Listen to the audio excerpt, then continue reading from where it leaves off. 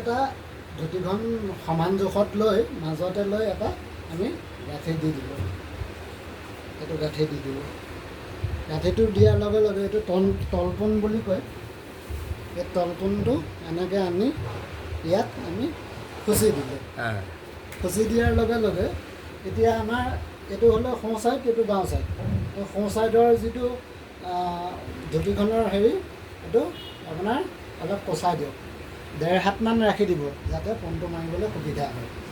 এইটো আনি পেলাই ইয়াত খুচি দিলোঁ হ'ল। এতিয়া সোঁহাতে আপোনাৰ এইটো নি পেলাই সোঁহাতে নি এইফালে সোঁহাতে বস্তুটো ইয়াত ধৰি এইটো লাহেকৈ কচাই থাকিব। কচাই পেলাই এইটো এবেগেটমান ৰাখি দি পেলাই এইটো ইয়াত খুচি দিব। এইটো হৈছে পোন। এইটো পোনটো হ'ল। তাৰপিছত আহিলে এইটো বাওঁ ছাইডৰ ধুতিখন চিধা ইয়াৰ পৰা এইটো এটা কোচ দিব। কোচ দি লাহেকৈ ইয়াত এইটো কোচ দি লাহেকৈ খুচি দিলে।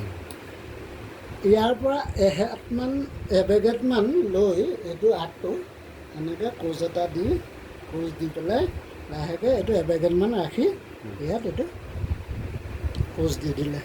এইটো আগৰ ফালে হ'ল আৰু এইটো পিছফালে হ'ল। এইটো পোন হ'ল, এইটো থোৰ হ'ল।